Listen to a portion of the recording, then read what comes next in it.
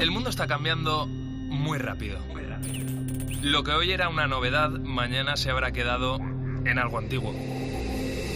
Ese frenético ritmo que muchas veces nos hace preguntarnos ¿y qué será lo siguiente? Velocidad que genera incertidumbre, a veces miedo, pero también intriga, ilusión y sobre todo emoción por conocer. La ciencia, la tecnología, la innovación, los cambios sociales nos empujan para seguir avanzando. Soy José Ángel Cuadrado y si tú me preguntas ¿qué será lo siguiente? ¿Qué va a ser lo siguiente? Yo te respondo, esto es lo que viene. Hoy mismo vamos a lanzar a audiencia pública el plan de ciencia.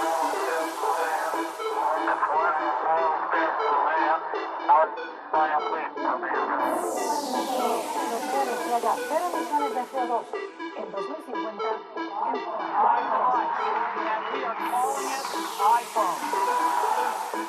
El comité ha llegado a una conclusión científica clara. Es una vacuna segura y efectiva.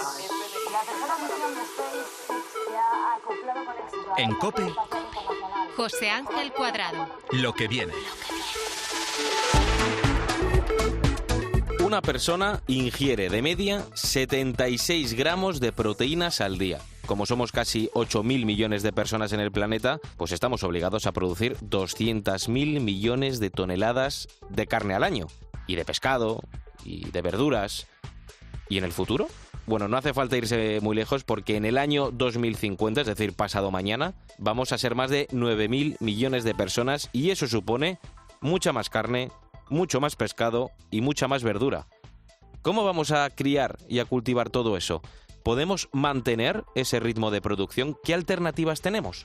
¿Qué tal? ¿Cómo estás? Soy Álvaro Sáez y en los próximos minutos te voy a hablar de los alimentos que comeremos en el futuro. ¿Serán insectos, algas, comida sintética? Arranca lo que viene.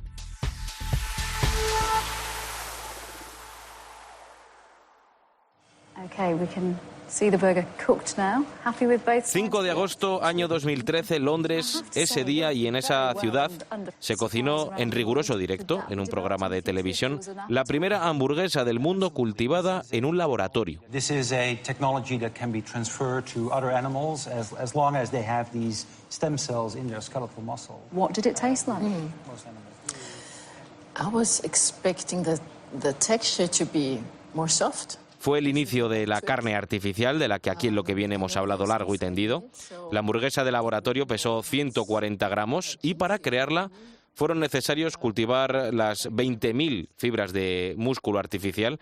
Tardaron 5 años y se gastaron $250.000 en este proyecto. Desde 2013 hasta ahora ha pasado mucho tiempo, la ciencia ha avanzado y ya podemos tener esas hamburguesas artificiales por tan solo 10 euros. ¿Tú te la comerías? Raúl Rivas González. ¿Y tú? Hola Álvaro, ¿qué tal? Bueno, pues sí, ¿por qué no? Simplemente son células, en este caso principalmente tejido muscular, que no tienen ninguna connotación perjudicial a priori. Raúl Rivas González es catedrático de microbiología de la Universidad de Salamanca. Esta pregunta, la de qué alimentos comeremos en el futuro, él también se la ha hecho, principalmente porque tú, Raúl, tienes tus dudas razonables de que en el futuro haya alimentos para todo el mundo, ¿no? Bueno, la verdad es que los recursos disponibles en el planeta son limitados y, como bien has dicho, ante un aumento esperable de la población a niveles desconocidos hasta la fecha, pues necesitamos ponernos en marcha en cuanto a la producción de alimentos de una forma sostenible, de una forma que podamos dar de comer a todo el mundo a bajo precio, sin esquilmar recursos como puede ser el agua, el suelo, etcétera. Y ahí entran pues las nuevas estrategias o nuevas tecnologías. Algunas tienen que ver con esa famosa carne del laboratorio, pero hay muchas otras opciones. Pues si te parece, Raúl, vamos a meternos en una especie de restaurante de comida del futuro. Si quieres me acompañas y vemos qué hay en la carta, ¿vale? Para que investiguemos un poquito por dónde van a ir esos alimentos del futuro. ¿Te animas? Perfecto, vamos allá. Mira, hablemos, por ejemplo, si te parece, de esos alimentos que van a estar en nuestro plato en el futuro. Hablemos, por ejemplo, de gusanos, que veo aquí que está puesto en la carta. Hace un par de años, ojo, la Unión Europea daba luz verde a esa comercialización de un gusano muy concreto, el gusano de la harina, y por tanto, a día de hoy ya puede ser empleado como aperitivo o como ingrediente para lograr otros productos. ¿Cómo es ese gusano, Raúl? Bueno, en realidad muchos de estos gusanos que ya se consumen como aditivos o como ingredientes de algunos productos son insectos, son larvas de insectos, y los insectos pues tradicionalmente son muy consumidos en algunos países, como por ejemplo México. En este caso, del que hablas, el gusano de la harina, que haya sido autorizado como consumo alimentario en la Unión Europea, da diferentes posibilidades en cuanto a que es un producto con un cierto valor nutricional. Por ejemplo, aparte de la proteína, como en muchos de los insectos que aportan un porcentaje de proteína elevado, aporta también un valor nutricional derivado de la cantidad de ácidos grasos monoinsaturados o poliinsaturados que tienen, que quizás nos suenen más por el nombre del ácido oleico o linoleico, que nos publicitan en muchos productos, pero también, por ejemplo, tiene vitaminas, especialmente del grupo B, la B1, B12 y aminoácidos que pueden resultar esenciales. Por lo tanto, es un complemento, de momento, alimenticio a tener en cuenta. Porque más allá de que nos dé asco o no comerlo, que es una cosa que a día de hoy es entendible, ¿por qué decimos que puede ser uno de los alimentos del futuro? Por un lado, entiendo esto que nos acabas de contar, que sus aportes nutricionales son bastante buenos, pero por otro lado estará la facilidad en la fabricación, ¿no? Claro, evidentemente se puede producir de forma sencilla a gran escala y con medios, es decir, necesitamos muy poco para darle de comer al gusano, incluso a base de residuos de alimenticios nuestros, y por lo tanto podemos tener gran cantidad de este animal en un espacio reducido. No necesitamos hectáreas de terreno para tener un cultivo agrícola, en este caso, sino que puede ser cultivado en naves, simplemente, como decíamos antes, a gran escala. Recordemos que tú lo decías antes, en países del centro de América, por ejemplo México, también en países asiáticos, si paseas por las calles de Shanghái en China o por algún mercado callejero en Vietnam, te puedes encontrar compuestos de saltamontes, de gusanos, que, Raúl, dicen que sabe a pollo. Sí, a ver, al final son conceptos sociales que tienen que ver con la tradición, con la cultura de los determinados países. Yo supongo que en muchos otros sitios del mundo están escandalizados de que nosotros le chupemos las cabezas a las gambas, por ejemplo. Totalmente. Entonces, en realidad no deja de ser un alimento alternativo, es otro más que puede venir a suplementar algunas carencias que pueden darse en el futuro. Al final no significa que nos vayamos a comer los gusanos como tal, que puede ser, sino que con esos gusanos se puede fabricar harina que tiene un alto nivel nutricional. Pues nada, ya tenemos el primer plato, gusano de la harina. Vamos a por el segundo plato, Raúl.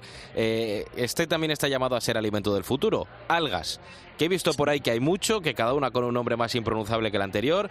Mira, están Saccharina lactissima, Chlorella vulgaris, Arthrospira platensis. Más allá de los nombres, la clave de estos alimentos yo creo que está, según leo aquí, en sus aminoácidos esenciales. Por ejemplo, sí. Ahí deberíamos de diferenciar un poquito entre diferentes clases de estos tipos de organismos.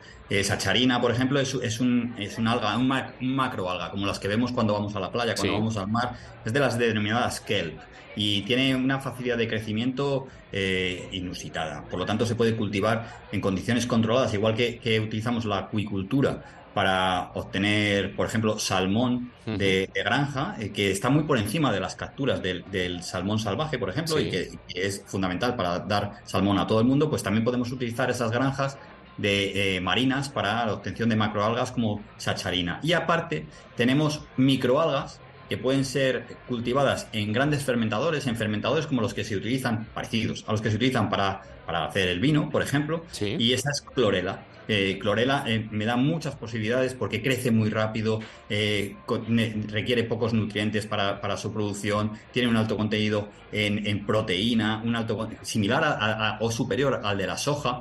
Además tiene pues muchos aminoácidos esenciales. Y después tenemos a Arthrospira platensis, que has comentado antes, que es una cianobacteria. Es decir, es ¿Y eso qué es? otro tipo de organismo. Es una bacteria. Lo que hemos hablado antes, las algas y las microalgas, son lo que denominamos organismos eucariotas. Nosotros somos un organismo eucariota. Y hay otros organismos más sencillos que son los procariotas. Y los organismos procariotas son, por ejemplo, las bacterias. Y estas bacterias, pues también tienen alta cantidad de aminoácidos, de nutrientes esenciales, y de hecho se utilizan como complementos nutricionales. La Arthrospira platensis es la famosa espirulina que podemos encontrar en muchos herbolarios o en muchos supermercados. Por cierto, ¿cómo se cultivan todas esas algas? Bueno, pues muchas de estas algas, como te decía, simplemente necesitan una fuente de luz, de agua, que tenga nutrientes esenciales, igual que crecen las algas en medios marinos, en medios acuáticos, algunas de ellas fluviales. Pues estas clorelas, estas microalgas o estas cianobacterias son muy sencillas de cultivar en el laboratorio y a gran escala en grandes fermentadores. Bueno, sea lo que sea, vamos a necesitar proteínas. Vamos con el tercer plato, si te parece, que, ojo, sí, se van a poder conseguir gracias a los hongos, que por lo que me ha chivado alguien, esto es algo que a día de hoy ya se usa mucho para elaborar, por ejemplo, sucedáneos de carne, ¿no? Muchísimo. Uno de los principales, si no el principal, es la micoproteína. Es un tipo de proteína a partir de hongos, de micoproteína de Fusarium venenatum, también de estos nombres raros que utilizamos los microbiólogos. Bueno, pues esta micoproteína da lugar a un producto que se denomina Quorn, que es un producto muy utilizado en muchos países, como por ejemplo en Reino Unido desde hace décadas, como sustituto de la carne, y es especialmente consumido, por ejemplo, por gente vegana o vegetariana. Bueno, pues también Fusarium venenatum, este hongo es muy fácil de producir a gran escala, en condiciones controladas, y obtener esa microproteína a partir de él, que básicamente tiene un porcentaje muy pequeño de grasa, un porcentaje pequeño de carbohidratos, pero después tiene un porcentaje aceptable de fibra, acompañado de vitaminas, de complejo B o de minerales esenciales, como puede ser el magnesio, el zinc. Por lo tanto, es una opción que ya existe en el mercado. Pues por lo que veo en este menú que nos hemos elaborado, algas, gusanos, hongos, demasiados alimentos, ¿no?, que van a cambiar por completo nuestra dieta, tanto a nivel nutricional, aunque eso no tanto, pero sí a nivel de concepto, que todo hace indicar totalmente que eso va a ser... Date cuenta, sí. Perdona, date cuenta, el fitoplancton, por ejemplo, que son otros organismos marinos microscópicos, ya se utiliza en alta cocina. De hecho, tenemos grandes cocineros aquí en España que utilizan... El chef del mar. Por ejemplo, y que lo utiliza y que lo ha dado a conocer a nivel mundial. Bueno, pues también es un alimento importantísimo a nivel nutricional, y que, bueno, que dará mucho que hablar en el futuro en cuanto a su extensión a la población general, y no solo dedicada a unos ámbitos gastronómicos, digamos, de excelencia. Pues algas, gusanos, hongos, fitoplancton, que nos has recomendado tú, que eso iba fuera de carta. Muchos alimentos que van a cambiar por completo nuestra dieta, no a nivel nutricional, sí a nivel de concepto. Raúl Rivas González, catedrático de microbiología de la Universidad de Salamanca, gracias por sentarte conmigo a la mesa para degustar todos estos manjares del futuro. Ha sido un auténtico placer. En COPE, lo que viene. José Ángel Cuadrado.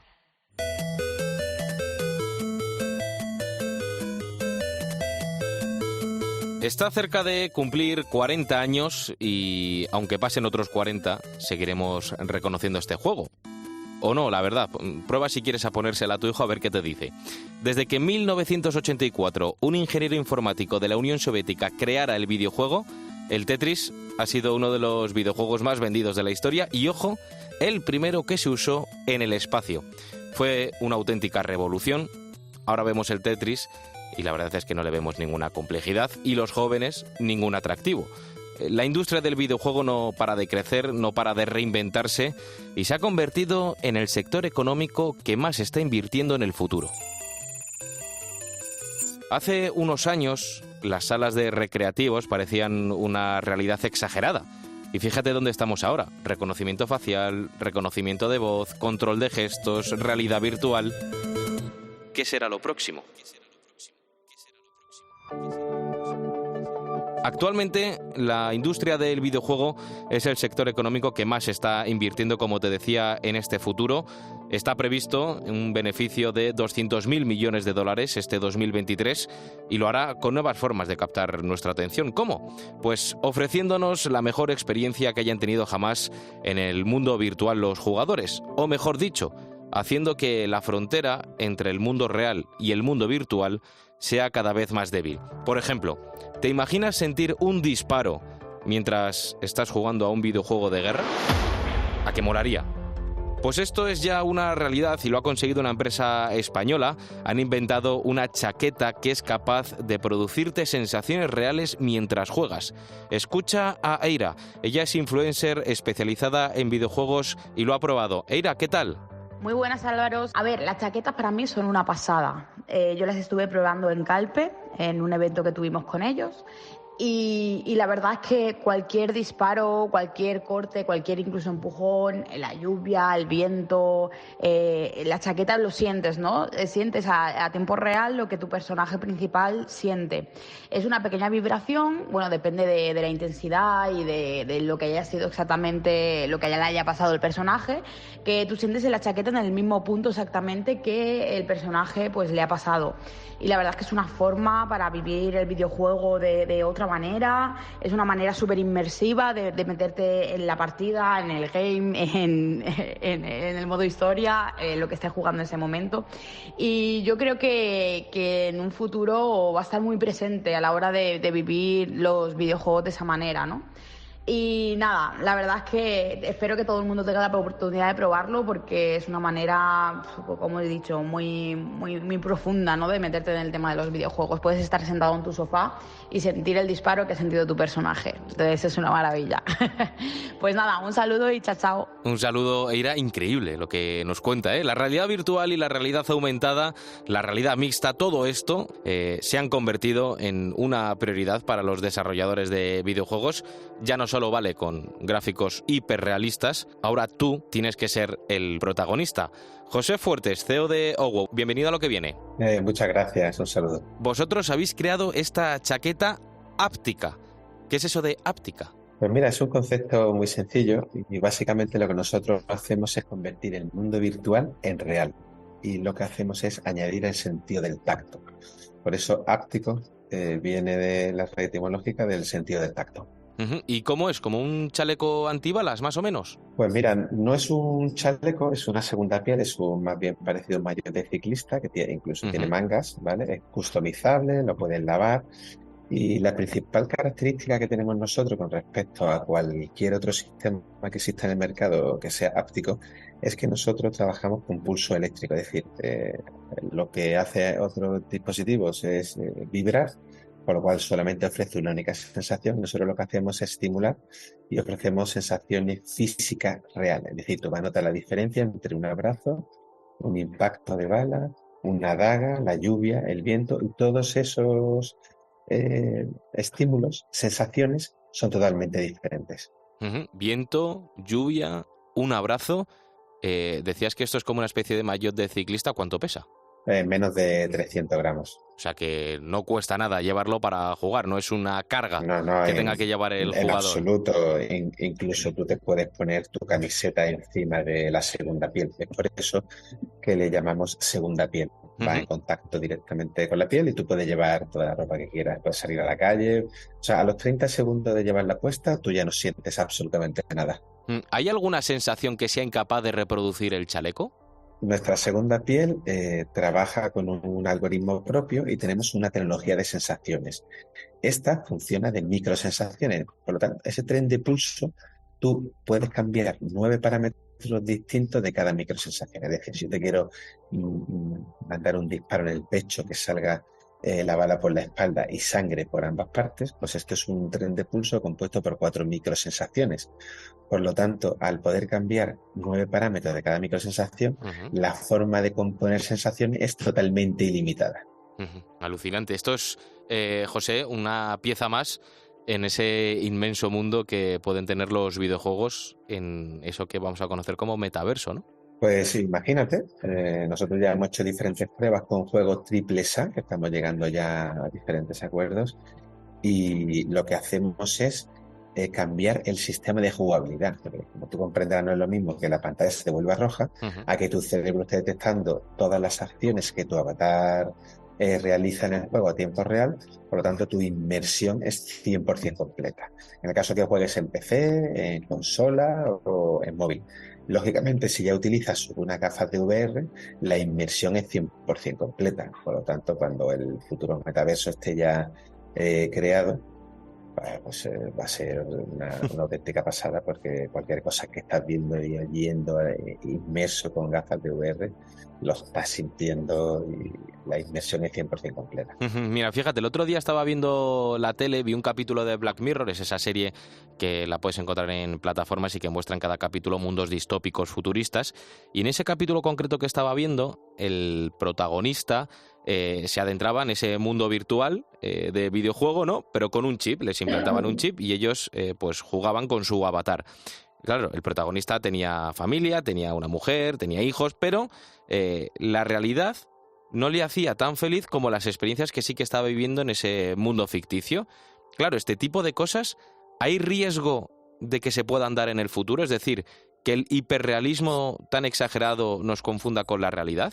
Pues mira, esto es como todo en la vida. Los excesos nunca son buenos, ¿vale? Con lo cual, la educación que tenemos que darle a nuestros hijos es que todo ha de usarse con uso moderado. Ahora bien, lo que nosotros hacemos y las tecnologías inmersivas hacen es ofrecer una alternativa, una posibilidad. Por lo tanto, en función del raciocinio de cada una de las personas está la mesura. Es decir, si tú quieres vivir en tu mundo real, pues oye, pues ¿por qué no? Y disfrutar y jugar en la calle y demás. Si te apetece jugar en el mundo virtual o pasar tiempo en el mundo virtual, ¿por qué no? Pero lo más importante es que tengamos la capacidad de decisión y la capacidad de elegir. Y lógicamente, cuanto mayor realidad en el mundo virtual, mucho más divertido es. Hace poquito, Apple ha lanzado al mercado sus gafas de realidad mixta. Claro, poco a poco nos estamos metiendo dentro de un cúmulo de artilugios para poder hacer de nuestra experiencia virtual algo mucho más real. ¿No crees que son ya demasiados aparatos? ¿No se debería simplificar todo? Bueno, cada sistema, por ejemplo, de VR, XR, extendida, utiliza su sistema, ¿no? Por eso actualmente no existe el metaverso, porque tiene que cumplirse una serie de patrones que no ocurren porque cada empresa trabaja por un lado diferente. En nuestro caso, por ejemplo, nosotros somos compatibles con todas las consolas, compatibles con todo el PC móvil, con lo cual nosotros sí estamos trabajando desde ese punto de la simplificación para que, independientemente de que estés usando un PC, una consola, un móvil, tú ya directamente eres compatible y puedes disfrutar con una tecnología. Claro. Si tú me preguntas cómo ves el futuro, pues yo el futuro lógicamente lo veo con unas gafas de VR y nuestra segunda piel. ¿Por qué? Pues porque podrás hacerte una inmersión 100% completa en cualquier tecnología cuando ya de repente esté el metaverso y podrás sentirla en tu cuerpo, con lo cual no vas a necesitar de ningún otro artilugio más. Pues lo apunto, José. Gafas de VR y segunda piel para jugar en el futuro. Bueno, en el futuro y en el presente, que esto es lo que ya se está innovando y que próximamente llegará prácticamente a casi todos los hogares que quieran. Ya por último, terminamos hablando de nuevo de esa chaqueta, de esa segunda piel, como lo denomináis. Claro, esa segunda piel lo que es capaz es de producirte sensaciones reales mientras juegas, viento, lluvia, abrazo, un disparo. Para lograr todo ese realismo, habéis colaborado con el ejército norteamericano, ¿no? ¿Cómo fue eso? Sí, tuvimos una serie de reuniones y estamos con ellos para arrancar un proyecto para quitar las balas de arcilla y la munición real. Entonces nosotros somos ahora mismo una tecnología que ofrece que, además de sentir el retroceso del arma, siente los impactos de tus enemigos y tienes información real a 360 grados. Ten en cuenta que la munición real y la bala de arcilla hace mucho daño, la munición real es muy cara y nuestras sensaciones y nuestra tecnología es muy barata. Eso es un aspecto muy importante y clave actual porque, por ejemplo, las gafas actualmente de Apple están en $3.500, por lo cual eso es bastante caro. Nosotros estamos por debajo de los de los 500 euros. O sea, por debajo de 500 euros podemos obtener esa segunda piel para vivir una experiencia virtual totalmente inmersiva. Entonces, según me cuentas, los soldados del ejército de Estados Unidos se van a entrenar con un maillot español. En ello estamos intentando que la empresa que se encarga de provisionar al ejército americano podamos ya cerrar nuestro acuerdo y poder lanzarlo. Sí. Pues a ver si pronto tenemos buenas noticias y nos das esa alegría de que, bueno, pues una empresa española haya llegado hasta el ejército de Estados Unidos para entrenar a sus soldados. José Fuertes, CEO de Owo, empresa española que ha inventado una chaqueta, una segunda piel, que es capaz de producirte sensaciones tan reales mientras juegas como es el viento, como es la lluvia, como es un disparo o algo tan sutil como un abrazo. Muchas gracias por hablarnos de los videojuegos del futuro aquí en Lo que viene. Un auténtico placer, gracias a vosotros. En COPE, Lo que viene. José Ángel Cuadrado.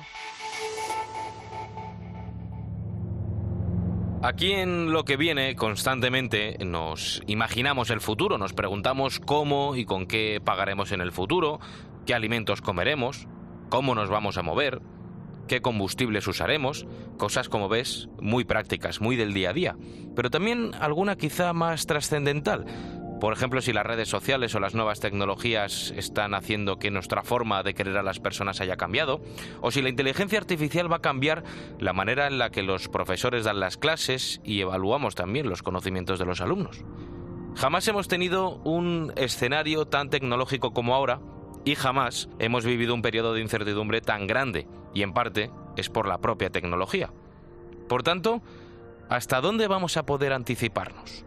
¿Vamos a ser capaces de ver todos los futuros posibles? Pues esas preguntas se las hace también Jesús Zamora Bonilla. Él es profesor del curso de estudios de futuro, ciencia, filosofía y ficción. Jesús, bienvenido a Lo que viene. Hola, muchas gracias. Lo primero, ¿qué tienen que ver la ciencia, la filosofía y la ficción? Bueno, en el caso del futuro tienen mucho que ver, ¿no? El curso que hemos organizado lo intentamos abordar desde estos enfoques que consideramos como complementarios, ¿no? Y que se alimentan unos a otros. Bueno, la filosofía está sobre todo porque lo organizamos desde una facultad de filosofía. Yo soy actualmente el decano de la facultad de filosofía. Y catedrático también de filosofía de la UNED. Sí, yo efectivamente yo soy catedrático de filosofía de la ciencia y, como digo, la filosofía pues básicamente es como una especie de perspectiva integradora, ¿no? Sí, exacto, que la filosofía hasta ahora siempre nos la habíamos imaginado como más dirigida hacia el estudio del pasado, sí, que hacia el estudio del futuro. Pues hemos querido hacer un experimento de ver, bueno, cómo hacer filosofía del futuro, cómo filosofar sobre el futuro. Y aquí, desde luego, pues tenemos las principales herramientas, digamos, intelectuales que tenemos, pues son, por un lado, la ciencia, la tecnología, y por otro lado, la ficción, ¿no? En el ámbito de la ciencia ficción, ¿no? Y entonces intentamos integrar las tres perspectivas. Entonces, en las clases de estudios del futuro, ¿tratáis de predecir el futuro? No se trata tanto de predecirlo, no tenemos una bola de cristal, ¿no? No sois Nostradamus, ¿no? No es una asignatura. Efectivamente. Bueno, la ciencia, desde luego, su objetivo es el futuro, ¿no? La ciencia y la tecnología. Sí. Pues nos interesa pues predecir los terremotos, predecir el tiempo, predecir los ciclos económicos. El objetivo de la ciencia, naturalmente, es predecir, es el futuro, en cierto sentido, ¿no? Lo que ocurre es que, el futuro está abierto, desde luego, a profundas incertidumbres, ¿no? Y no hay un montón de factores que van a ocurrir y que nadie se los ha esperado, ¿no? Lo que intentamos más bien no es tanto predecir el futuro, sino ofrecer a los estudiantes herramientas conceptuales, herramientas analíticas para saber cómo enfrentarse al hecho de pensar en el futuro, ¿no? Y básicamente esto es ayudarles en la construcción de escenarios, ¿no? No se trata de saber qué es lo que va a pasar, sino de imaginarse sobre un determinado problema, por ejemplo, varios escenarios posibles, o mejor, todos los escenarios posibles desde ciertos supuestos, ¿no? Pues, por ejemplo, en materia de educación, pongamos, ¿cómo imaginamos que va a ser el futuro? ¿Cuáles van a ser las variables relevantes? Pues, por ejemplo, aumento de la población o disminución de la población. Pues eso nos da, digamos, un eje en la construcción de un gráfico. Por otro lado, hay otras variables que son el más tecnología o menos tecnología, ¿no? Entonces, combinando varias de estas variables y varios de estos ejes, pues nos dan una serie de posibilidades. Y cada posibilidad es un escenario. Entonces, eso es escenario que hasta cierto punto es una ficción, porque es algo que nos hemos inventado, podemos abordarlo pensando, bueno, ¿y qué tendrá que hacer la sociedad si de hecho llega a darse este escenario, ¿no? Entonces no se trata tanto de predecir qué es lo que va a ocurrir, sino de prever cuáles son las posibilidades de lo que ocurra para saber qué es lo que tendríamos que hacer para estar preparados en cada uno de estos escenarios. ¿Los que hacéis estudios de futuro sois futurólogos? Bueno, este es un nombre, hay una cierta polémica sobre esto, ¿no? Porque el término futurólogo está muy asociado al esoterismo, a las ciencias, ¿no? Y a los adivinos, a la astrología y demás, pero en realidad sí que hay mucha gente que trabaja en serio en este tipo de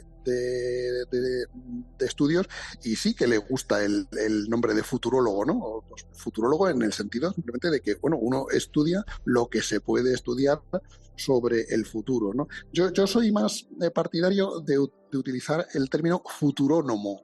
Futurónomo, que están los astrólogos versus los astrónomos, pues igual. Pues estarían los futurólogos, digamos, que son un poco más pseudocientíficos, y los futurónomos, pues que intentamos hacerlo desde el punto de vista más racional posible. ¿No?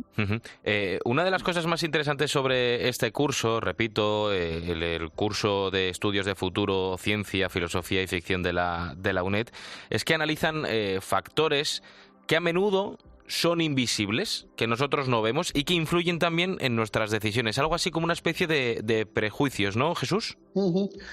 Sí, de hecho, uno de los grandes problemas de la predicción en las ciencias sociales es que muchos de los modelos en ciencias sociales asumen que los seres humanos somos perfectamente racionales, sí, ¿no? Pero en las últimas décadas un gran número de investigadores han empezado a investigar precisamente el tema de los sesgos en la percepción y en la toma de decisiones por parte de los humanos, bueno, y ahora últimamente también por parte de la inteligencia artificial. Totalmente. ¿no? Y cómo estos sesgos pueden afectar de maneras a veces previsibles y a veces imprevisibles a la evolución de los sistemas que estemos estudiando. ¿Está demandado por las empresas? Bueno, a las empresas les interesa, como he dicho, y les lleva interesando mucho tiempo, el tema de la planificación estratégica, y entonces los estudios de futuro son una cosa muy, muy incipiente, ¿no? Todavía no hay un grado oficial, digamos, universitario en estudios de futuro, como uno puede ser economista o puede ser ingeniero de telecomunicaciones, ¿no? Y no creo que esto vaya a convertirse en una profesión, digamos, muy diferenciada de las demás. Pero lo que sí yo creo que es... Que aporta un valor añadido a las empresas les interesa, claro, alguien que tenga una visión que le permita orientarse sobre la evolución del futuro de manera un poco más razonable o más imaginativa que lo que puede ser la mayoría de la gente, pues esto yo creo que sí que será en un futuro muy... Bueno, estoy haciendo futurología aquí, ¿no? Sí, totalmente. Yo creo que sí que va a ser una demanda creciente por parte del mundo de la empresa, y no solo de la empresa, también de las instituciones, ¿no? y de los estados, ¿no? Entonces, Jesús, nosotros que aquí en Lo que viene cada semana nos preguntamos cómo va a ser el futuro en multitud de ámbitos, ¿yo me puedo denominar futurónomo? Pues yo diría que sí, que desde luego vuestro programa es un claro ejemplo del tipo de actividad que nos interesan en este curso, desde luego que sí. Pues nada, te dejo luego la dirección de COPE para que me envíes el título, ¿vale? Genial, muy bien. Jesús Zamora Bonilla, catedrático de Filosofía de la UNED, profesor en ese curso, Estudios de Futuro, Ciencia, Filosofía y Ficción. Gracias por hablarnos del futuro, nunca mejor dicho, aquí en Lo que viene. Gracias a vosotros y saludos a los oyentes. En COPE. Lo que viene. José Ángel Cuadrado. Necesito que hagas un pequeño ejercicio de imaginación. ¿a cuántas pantallas estás expuesto en tu día a día? Por ejemplo, móvil, seguro. Ordenador, también. Televisión, casi seguro. iPad, puede. Reloj, puede que incluso también. Bueno, claro, tú me dirás, Álvaro, es que soy una persona moderna y ahora todo es digital. Pero atento a este dato. Vamos a hacer un cálculo aproximado. En el mundo hay unos 7.000 millones de teléfonos móviles. Hay casi 2.000 millones de televisores y si hablamos de ordenadores, estaremos cerca de los 1.000 millones. Así que echa cuentas, 10.000 millones de pantallas a las que estamos expuestos. Pero ¿qué pasa si te digo que la era de las pantallas, esa era digital entre comillas, está muy cerquita de terminar? ¿Has oído hablar de los hologramas? Puede que incluso hayas visto uno. Son esas proyecciones en el aire, también en 3D, como la de la princesa Leia en el episodio 4 de Star Wars y su mensaje a Obi-Wan.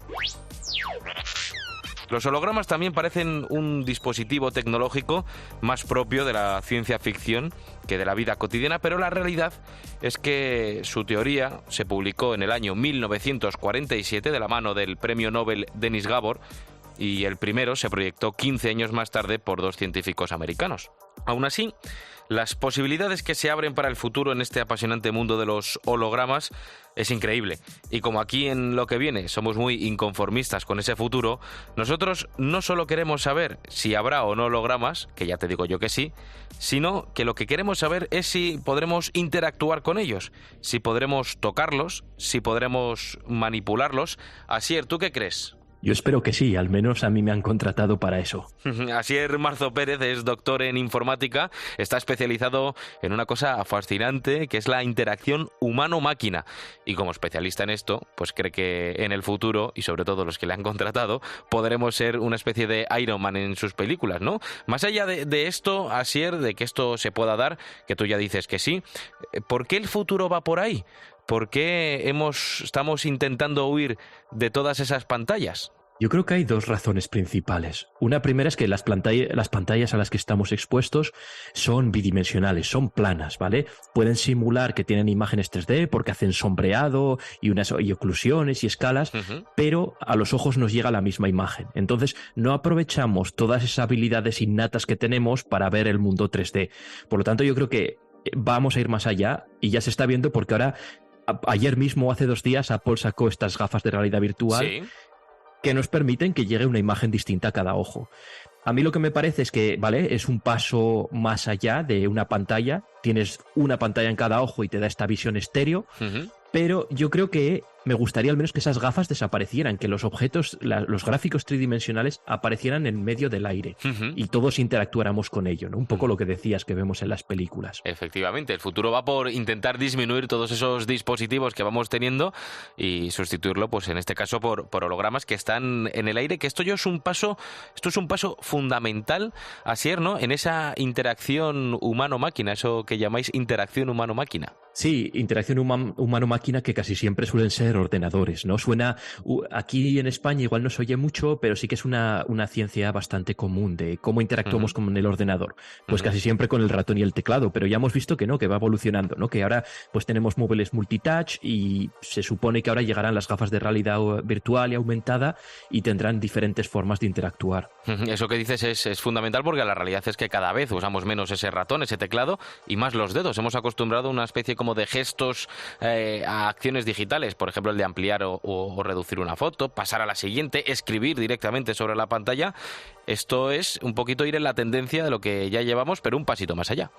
Sí, todas estas interacciones que describes se llaman interacción directa, es decir, en la parte de la pantalla, si yo veo un botón y sale dibujado un botón, yo le voy a querer dar a ese botón directamente con mi dedo, o con el mapa voy a hacer el gesto de zoom como para ampliar. Efectivamente. Y lo que querríamos es cómo se puede llevar esta interacción directa a los hologramas 3D que aparecerían en medio del aire. Entonces vamos a entrar ya, si quieres, en materia, en ese tema de gráficos 3D que se puedan manipular, que para ello lo primero vamos a necesitar una cosa que se llama display volumétrico. Yo necesito traducción. Pues cuando describías que ahora podemos proyectar en medio del aire o sobre una placa de cristal o de plástico, eso sigue siendo un display plano, ¿no? Aparece en medio del aire, pero es un display plano. Sí. Entonces, hay un display volumétrico, es parecido, pero la luz no es que venga solo de un plano, sino que viene de un volumen, de un cubo. El display volumétrico más sencillo es una pantalla plana, pero que oscila muy rápido hacia adelante y hacia atrás. Y por lo tanto nosotros percibimos como si hubiera luz viniendo de cada uno de esos puntos del espacio, cada uno de esos puntos del volumen. Y en este contexto, Asier, nace Intevol, con V, que es un proyecto que lleva ya casi un añito, ¿no? Y cuyo objetivo es crear estos hologramas a partir de, ojo, partículas de vapor de agua. Y lo hacéis con sonido. Yo necesito que me expliques esto también, ¿eh? Y todo el mundo, y yo creo que yo mismo tendría que refrescarlo, porque es una beca RC Starting Grant, y lo que buscan es eso, que sea un proyecto rompedor, que es muy, muy arriesgado, pero que también es muy diferente categóricamente a todo lo que existe. Y lo que queríamos nosotros es que, te hablaba antes de esta pantalla que oscila muy rápido y por lo tanto genera un volumen de luz. Lo malo es que si nosotros vamos a hacer interacción directa con esta pantalla que oscila, es decir, si yo te enseño, mira, me compro esta casa nueva y aparece en 3D, ¿no? Pero no podría meter la mano y hacer clic o agarrar, por ejemplo, una silla o una mesa, ¿vale? Porque esa pantalla que oscila, como toque la mano o me rompo la mano, se rompe la pantalla. Entonces, por eso hablabas de partículas de vapor de agua. Sí, de vapor de agua es un primer paso, ¿no? Que tendremos que proyectar sobre partículas de vapor de agua que te permitan meter la mano dentro del display. Yo estoy pensando ahora mismo que esto un día en la calle con viento no se puede hacer, ¿no? Sí, luego me acuerdo, además, has hecho una pregunta muy inteligente porque es los revisores. Esto dices, pues en un laboratorio muy bien. Claro, esto en un sitio cerrado, entorno controlado, perfecto, pero esto en un entorno en el que el usuario lo pueda usar, como puede ser en la calle. Esto se va moviendo, ¿no? El usuario va caminando, entonces, ¿qué pasa con estas partículas? Se moja, en este caso. Estas partículas era un poco el primer paso de lo que se llamaría un display no sólido, ¿no? La pantalla sólida, si la tocas te hace daño, no puedes entrar dentro de los gráficos, y la forma más sencilla de hacerlo no sólido era esa, pues con vapor de agua, que además tenemos experiencia controlándolo. Pero sí que estamos viendo otras posibilidades, que no tiene que ver con partículas, sino con el propio medio, con el propio aire que va a estar ahí. ¿Y dónde crees que veremos esta tecnología trabajando ya a tope en el futuro?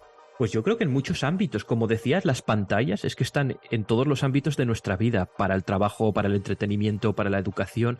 Entonces nosotros creemos que este display 3D que permitirá interacción directa también se podría extender a todos los ámbitos. Quizá no tan generalizado, yo no digo que el móvil vaya a desaparecer o que la pantalla, pero igual si vamos a diseñar una pieza en 3D o si vamos a recibir información de cómo funciona el corazón. O una ¿no? videollamada incluso también, ¿no? Exacto.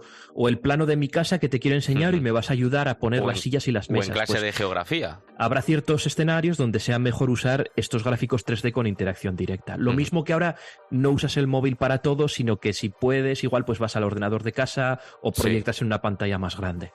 Bueno, pues el futuro parece que va por ahí, y Asier tiene una idea, que es que podamos interaccionar con los hologramas en 3D, y ya veremos cuándo es capaz de llevarlo a cabo. ¿Tú cuándo crees? Pues el proyecto durará 5 años. Y yo espero que dentro de 1 o 2 años ya empezamos a tener los primeros prototipos. Es decir, si vosotros pasáis por la Universidad Pública de Navarra, que haya expuesto en los pasillos algo parecido a lo que será el final. Pero es difícil decir. Pues cuando eso pase, nos llamas, vamos, y nos cuentas cómo habéis avanzado hasta el momento.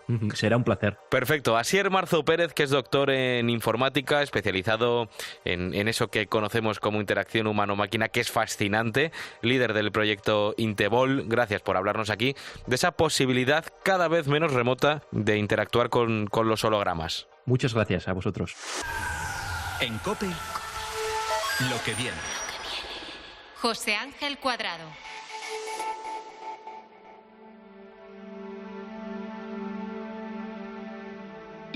Esta es una de las grandes historias de la semana, y antes de despedirme de ti, de echar el cierre a este programa, me gustaría hablarte de Kathleen Folbig. Ella es la mujer considerada la peor asesina en serie de Australia. En 2003 fue condenada a 40 años de cárcel. El juez la declaró culpable del asesinato de 3 de sus hijos y del homicidio involuntario en el caso de su 4ª hija. La historia es tremenda. Ahora, después de 20 años en prisión, se ha demostrado que no cometió los delitos y ha sido indultada. Así lo ha anunciado el fiscal general de Nueva Gales del Sur, en Australia. I have reached the view that there is reasonable doubt as to the guilt of Ms. Folbig for each of those offences. Pues hace un año las autoridades australianas decidieron revisar el caso de Kathleen Folbig, y el motivo era que un grupo de científicos avisaba de la posibilidad de que la muerte de sus 4 hijos hubiese sido por una rara mutación genética. En la investigación, que ha acabado con el indulto, ya lo has escuchado, ha sido fundamental una figura española, Carola García de Vinuesa. Ella es investigadora, inmunóloga y parte de la prestigiosa Royal Society del Reino Unido.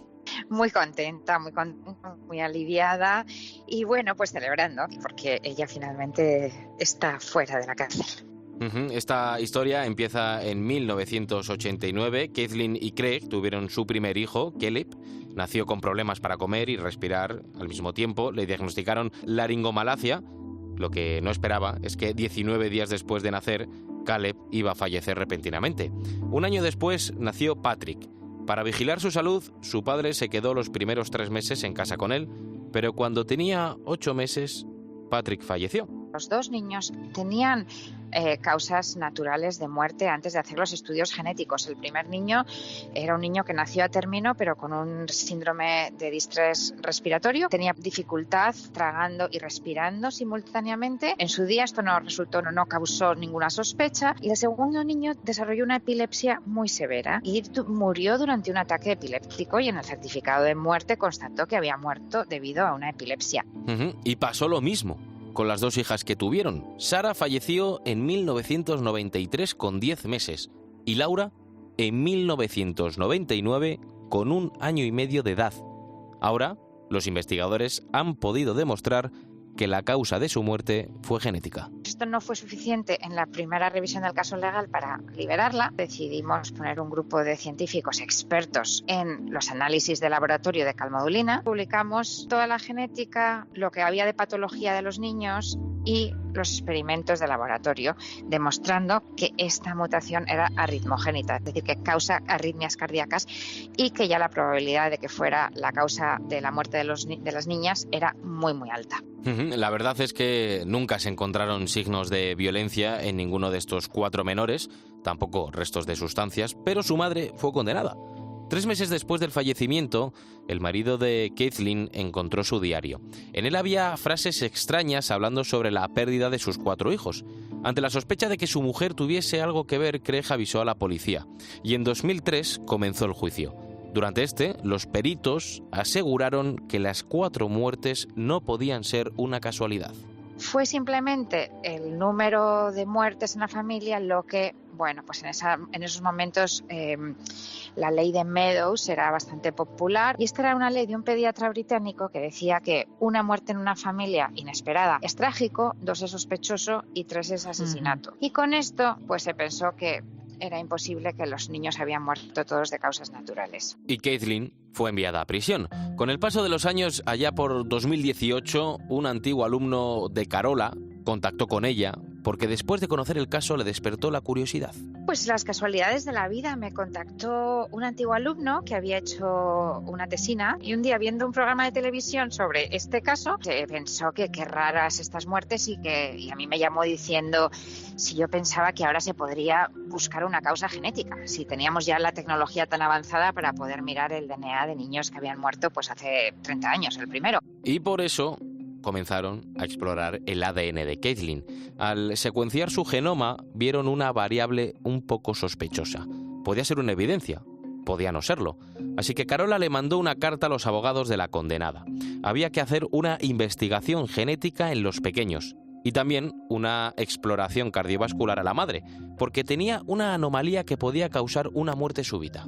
Se convocó un comité de genetistas para evaluar una investigación genética en los niños. Para entonces ya se había puesto en marcha la primera revisión legal del caso, estamos hablando del 2019, pues secuenciamos el genoma de los niños gracias a la gota de sangre seca que se obtiene cuando los niños nacen. Y ahí vimos que las 2 niñas tenían esta mutación. Simplemente podíamos ya predecir que esta mutación podía ser la causa y que tenía bastantes probabilidades de ser la causa, La información que entregó Carola no fue suficiente para liberarla, por eso se creó un grupo de 27 expertos con la ayuda de grupos de Canadá y de Estados Unidos. Después de publicar la investigación se ha podido demostrar que la mutación genética que tenían las dos hijas podía causar arritmias cardíacas y el fallecimiento de los dos niños, relacionado con la epilepsia, también parecía estar relacionado, por lo que según los resultados obtenidos es muy probable que los niños muriesen por causas naturales. Y lo peor, que su madre haya estado 2 décadas en prisión de forma injusta. Después de todos estos resultados, han librado a Kathleen, la han indultado. Por todo eso, Carola pide que estos casos se analicen con mayor profundidad. Es importante que en el sistema judicial se desarrollen estructuras y estrategias para que la ciencia pueda ser evaluada de una forma balanceada por expertos en los campos específicos, como en este caso, por ejemplo, la calmodulina. Hay muy pocos expertos en el mundo en calmodulina y era importante llamarles para dar evidencia. La calmodulina, de la que habla nuestra protagonista, es una proteína que causó la mutación genética que tenían las dos niñas, mientras que los dos niños tenían también otros problemas genéticos. Ahora, 20 años después del juicio, Kathleen, su madre, ha sido indultada. Todo después de que la investigación liderada por Carola García de Vinuesa haya podido arrojar unos resultados que demostrasen que ella no tuvo nada que ver. Hasta aquí el programa de esta semana. Gracias por dedicarnos un ratito de tu tiempo para asomarte con nosotros a esta ventana hacia el futuro, que es lo que viene. La radio sigue y, por supuesto, todo el contenido lo tienes disponible en cope.es y en nuestras redes sociales. Adiós, adiós.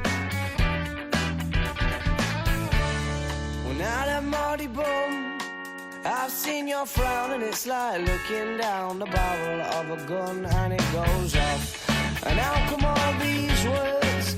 Oh, there's a very pleasant side to you, a side I much prefer. It's one that's laughs and jokes around. Remember cuddles in the kitchen, yeah, to get things off the ground. And it was up and away. Oh, but it's really hard to remember that on a day like today when you're all argumentative and you've got the face on.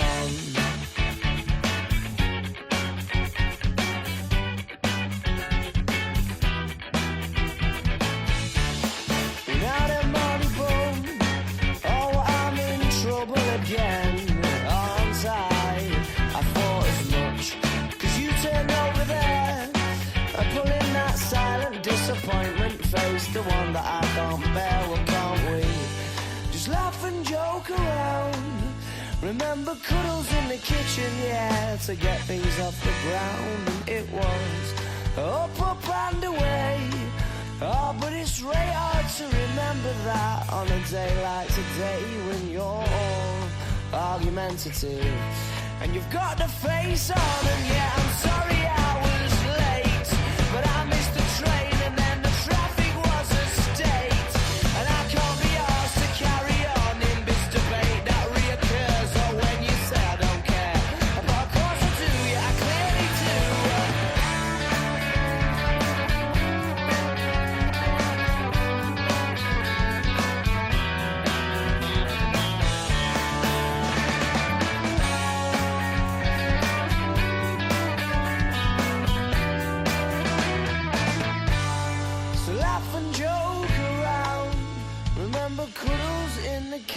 Yeah, to get things off the ground, and it was up and away.